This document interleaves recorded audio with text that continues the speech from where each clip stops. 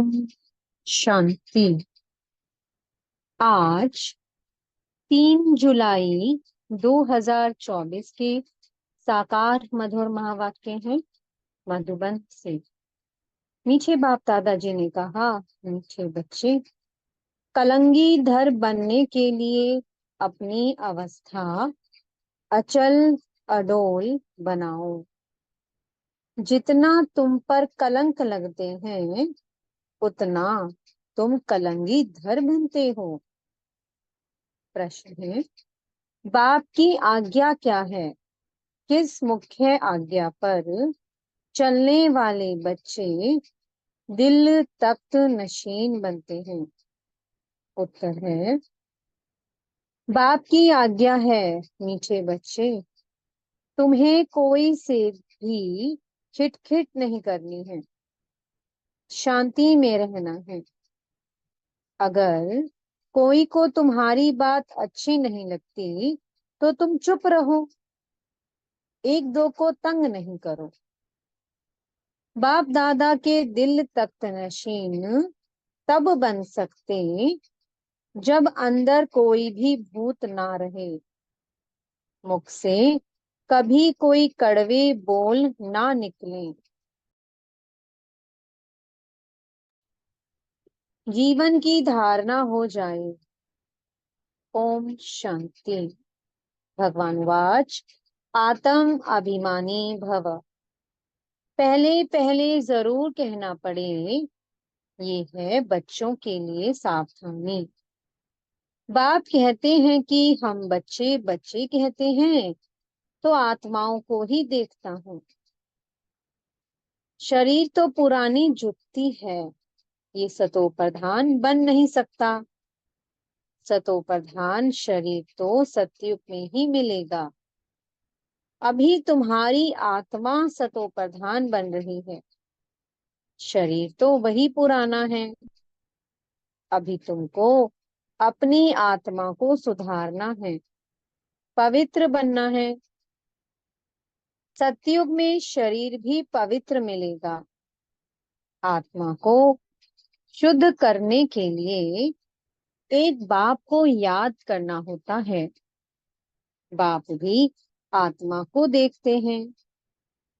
सिर्फ देखने से आत्मा शुद्ध नहीं बनेगी, वह तो जितना बाप को याद करेंगे उतना शुद्ध होते जाएंगे।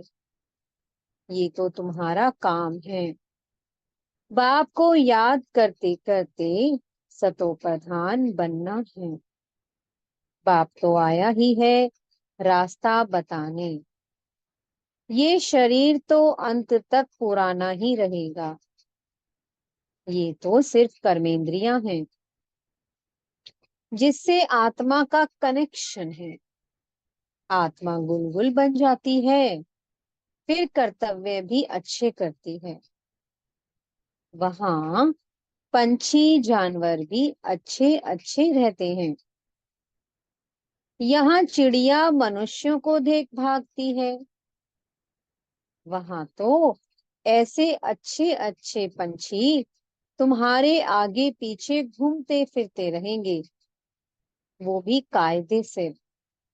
ऐसे नहीं घर के अंदर घुस जाएंगे, गंद करके जाएंगे, नहीं।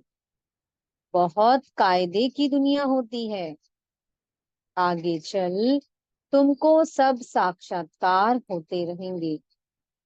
अभी मार्जिन तो बहुत पड़ी है।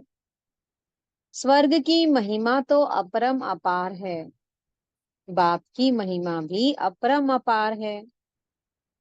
तो बाप के प्रॉपर्टी की महिमा भी अपरम अपार है। बच्चों को कितना नशा चढ़ना चाहिए। बाप कहते हैं, मैं उन आत्माओं को याद करता हूँ जो सर्विस करते हैं, वह ऑटोमेटिकली याद आते हैं। आत्मा में मन बुद्धि है ना, समझते हैं कि हम फर्स्ट नंबर की सर्विस करते या सेकंड नंबर की करते हैं, ये सब नंबरवार समझते हैं। कोई तो म्यूजियम बनाते हैं, प्रेसिडेंट गवर्नर आदि के पास जाते हैं। जरूर अच्छी रीति समझाते होंगे। सब में अपना अपना गुण है। कोई में अच्छे गुण होते हैं तो कहा जाता है कि ये कितना गुणवान है। जो सर्विसेबल होंगे वह सदैव मीठा बोलेंगे, कड़वा कभी बोल नहीं सकेंगे। जो कड़वा बोलने वाले हैं उनमें भूत हैं, वे अभिमान है, नंबर 1। फिर उनके पीछे और भूत प्रवेश करते हैं। मनुष्य बदचलन भी बहुत चलते हैं। बाप कहते हैं इन विचारों का दोष नहीं है। तुमको मेहनत ऐसी करनी है जैसे कल्प पहले की है। अपने को आत्मा समझ बाप को याद करो। फिर आहिस्ते आहिस्ते सारे विश्व की डोर तुम्हारे हाथों में आने वाली है। ड्रामा का चक्कर है। टाइम भी ठीक बताते हैं। बाकी बहुत कम समय बचा है। वो लोग आजादी देते हैं तो दो टुकड़ा कर देते हैं। आपस में लड़ते रहें, नहीं तो उन्हों का बारूद आदि कौन लेगा। ये भी उन्हों का व्यापार है ना। ड्रामा अनुसार ये भी उन्हों की चालाकी है। यहाँ भी टुकड़े टुकड़े कर दिया है। वह कहते ये टुकड़ा हमको मिले, पूरा बंटवारा नहीं किया गया है। इस तरफ पानी जास्ती जाता है। खेती बहुत होती है। इस तरफ पानी कम है। आपस में लड़ पड़ते हैं। फिर सिविल वार हो पड़ती है। झगड़े तो बहुत होते हैं। तुम जब बाप के बच्चे बने हो तो तुम भी गाली खाते हो। बाबा ने समझाया था। अभी तुम कलंगीधर बनते हो। जैसे बाबा गाली खाते हैं तुम भी गाली खाते हो। ये तो जानते हो कि इन विचारों को पता नहीं है कि ये विश्व के मालिक बनते हैं। 84 जन्मों की बात तो बहुत सहज है। आपे ही पूछे, आपे ही पुजारी भी तुम बनते हो। कोई की बुद्धि में धारणा नहीं होती है। ये भी ड्रामा में उनका ऐसा पार्ट है। कर क्या सकते हैं। इतना भी माथा मारो, परंतु ऊपर चढ़ नहीं सकते हैं। तदबीर जो तो कराई जाती है। तदबीर अर्थात पुरुषार्थ। तदबीर तो कराई जाती है लेकिन उनकी तकदीर में नहीं है। राजधानी स्थापन होती है, उनमें सब चाहिए। ऐसा समझकर शांत में रहना चाहिए। कोई से भी खिटपिट की बात नहीं। प्यार से समझाना पड़ता है, ऐसे ना करो। ये आत्मा सुनती है, इससे और ही पद कम हो जाएगा। कोई कोई को अच्छी बात समझाओ तो भी अशांत हो पड़ते हैं, तो छोड़ देना चाहिए। खुद भी ऐसा होगा तो एक दो को तंग करता रहेगा, ये पिछाड़ी तक रहेगा। माया भी दिन प्रतिदिन कड़ी होती जाती है। महारथियों से माया भी महारथी होकर लड़ती है। माया के तूफान आते हैं, फिर प्रैक्टिस हो जाती है बाप को याद करने की।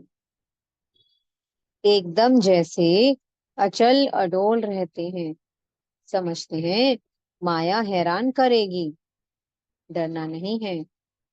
कलंगीधर बनने वालों पर कलंक लगते हैं। इसमें नाराज नहीं होना चाहिए। अखबार वाले कुछ भी खिलाफ टालते हैं क्योंकि पवित्रता की बात है।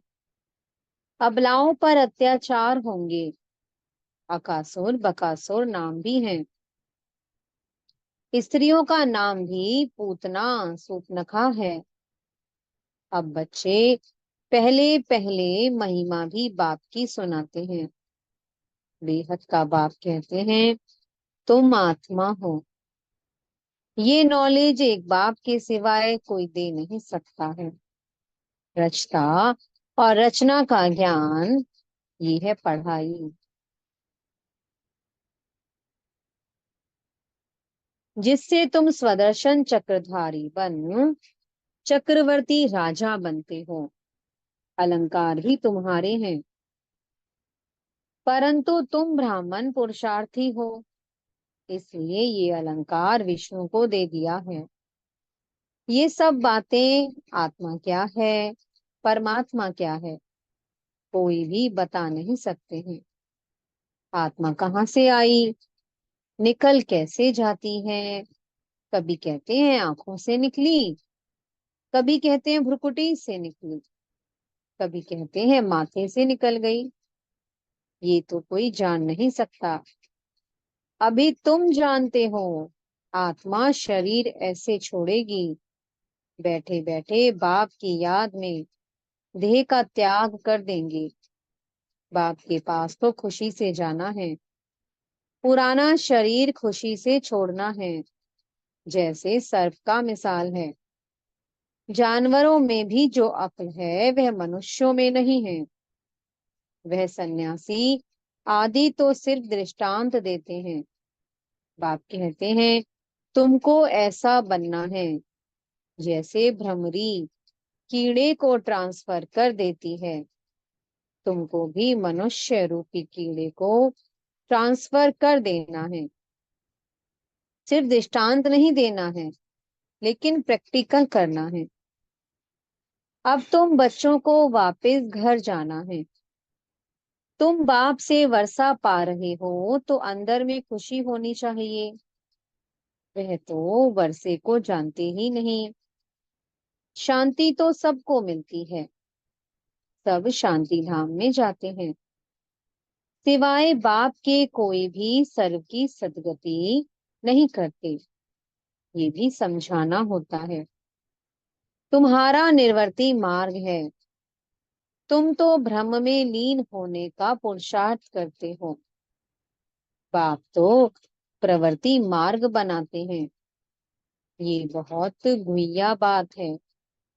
पहले तो कोई को अल्प बे ही पढ़ाना पड़ता है।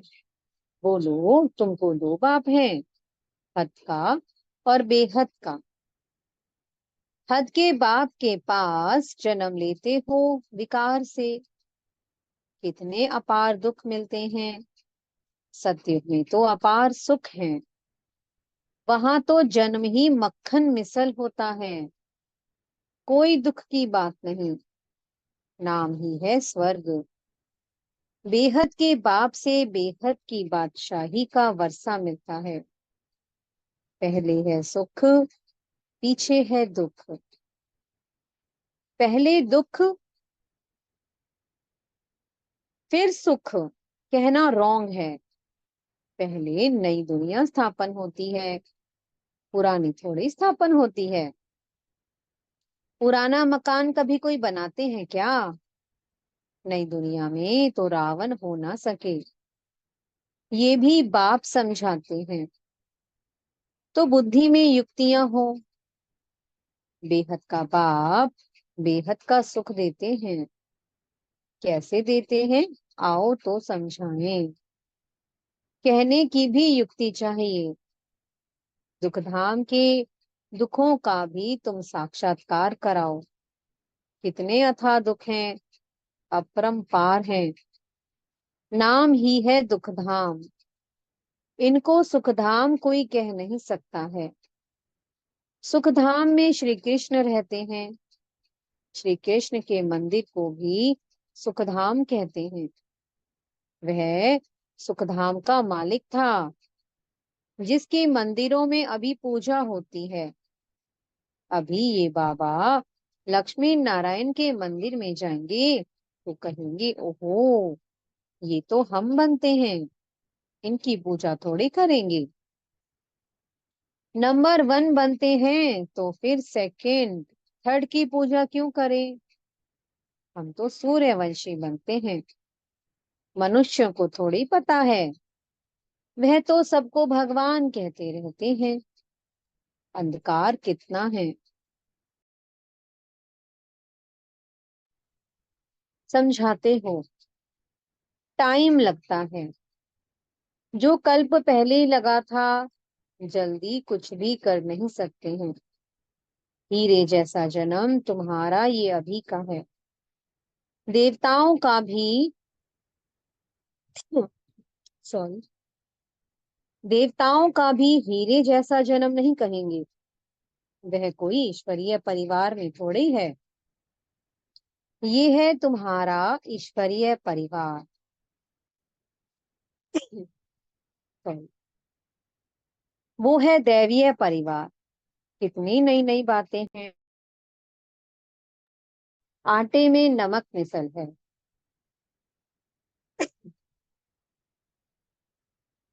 कितनी भूल कर दी है श्री कृष्ण का नाम डालकर।